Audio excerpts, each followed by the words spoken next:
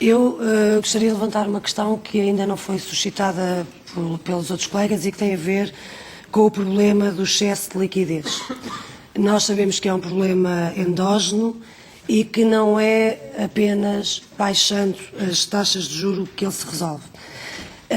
Nos últimos dias têm vindo notícias a público relativamente àquilo que serão medidas futuras do Banco Central Europeu a este respeito, e uma das medidas que tem sido avançada é a de se atribuir condicionalidade quando da recapitalização da banca, ou seja, impor condições também à banca para que façam chegar dinheiro à economia real. Eu gostaria de lhe perguntar, em primeiro lugar, se é verdade que essa é uma das medidas que vai avançar. Se for, devo-lhe dizer que estou totalmente de acordo. Tenho pena que venha apenas 6 anos depois do início da crise financeira em que estamos, e tenho mesmo muita pena que assim seja, porque acho que é uma vergonha que venha 6 anos depois do início da crise, mas mais vale tarde do que nunca.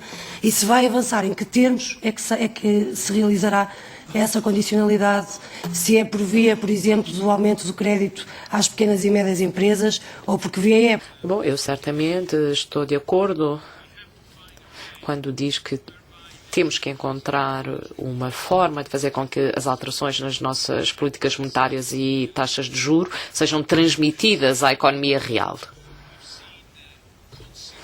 E devo dizer que constatamos já progressos consideráveis desde julho de 2012, quando James Bond o disse, quando disse que tal tinha acontecido do lado do financiamento e que a fragmentação bancária tinha terminado. Porque quando pensamos nos depósitos, os dias de depósito para os bancos, estamos no nível de 2007. Por isso a fragmentação dos bancos está praticamente terminada. Grandes melhorias também nos mercados de obrigações, as emissões de obrigações prosseguem. No campo dos empréstimos, o progresso tem sido muito mais lento e começamos agora a constatar alguns progressos. Vemos que os fluxos de créditos ainda são reduzidos, mas são recusados menos frequentemente, e vemos progressos nesse campo também. É um progresso limitado, mas o ponto principal é o seguinte: para que haja uma retoma de facto dos empréstimos, do lado da oferta, é preciso que os bancos tenham uma percepção de risco mais reduzida, porque quando tivemos uma contração do crédito, tivemos também uma maior recessão. Os empréstimos, obviamente, eram mais arriscados do que em condições normais, e esse é um dos fatores-chave do lado da oferta. Mas do lado da procura, para que os fluxos sejam retomados, é preciso que as PMEs peçam o crédito. E pedem crédito se tiverem clientes a quem vender. Num dos inquéritos feito junto das PMEs pela Comissão há cerca de 8 ou 9 meses, perguntou-se às PMEs qual é a razão principal ou qual é a dificuldade principal para levarem a cabo as vossas atividades. E a primeira resposta foi: não temos clientes. E em segundo lugar, não temos crédito. Por isso o crédito surgiu em segundo lugar. Do lado dos bancos, obviamente, talvez seja difícil a um banco dar um empréstimo a uma empresa que não tem clientes. Respondeu há pouco que a primeira razão dos problemas das PMEs não era a questão do acesso ao crédito, mas a falta de clientes e a falta de procura, e eu quero dizer-lhe que concordo completamente consigo, mas isso tem a ver, como sabemos, com as políticas de austeridade, de esmagamento de salários e do aumento do desemprego, e portanto o BCE também não é imune a isso. Aliás, tem uma enorme responsabilidade.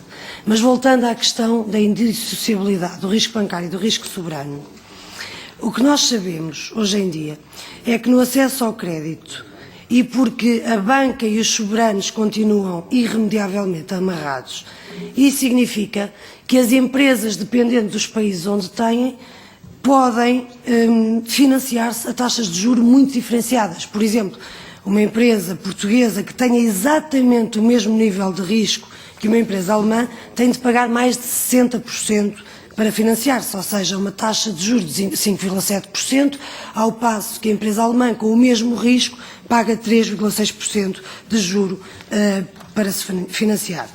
E, portanto, uma das razões da realização dos testes de stress foi precisamente a de tentar relativizar a importância da localização geográfica dentro da zona euro das instituições bancárias. E o que é que assistimos hoje em dia? Assistimos, por exemplo, a dificuldades enormes de chegar a uma conclusão no mecanismo de resolução bancária, porque essa relativização da importância geográfica é um mito. E o mesmo se passa, a segunda prova é relativa às pequenas e médias empresas, porque é o mesmo que se passa também aí. Ou seja, este exame acaba por não ter qualquer consequência nas desigualdades no acesso ao crédito. E o que é que o senhor pensa fazer relativamente a isto, porque é um problema muito, muito fundamental para resolver a situação de crise. Sobre a relação entre os riscos da dívida soberana e os riscos dos bancos. Eu diria o seguinte: em primeiro lugar, devemos analisar esta questão no seu contexto.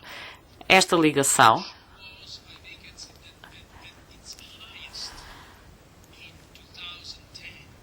que em 2010 se colocou de forma mais veemente foi completamente ignorada até à crise financeira. E foi plenamente revelada com o PSI. E agora foi reduzida de forma significativa, no que diz respeito aos bancos, pelo menos. Mas não completamente. Há ainda uma fragmentação do lado do empréstimo, como já foi referido, mas quando consideramos a forma como as empresas de seguros investem as suas reservas, vemos que os seus investimentos seguem um padrão fragmentado, ou seja, investem em ativos do mesmo país em que estão as pessoas seguradas. Por isso há ainda uma fragmentação e temos que fazer mais para dar resposta a esse problema. A criação do SSM vem reduzir ainda mais esta ligação.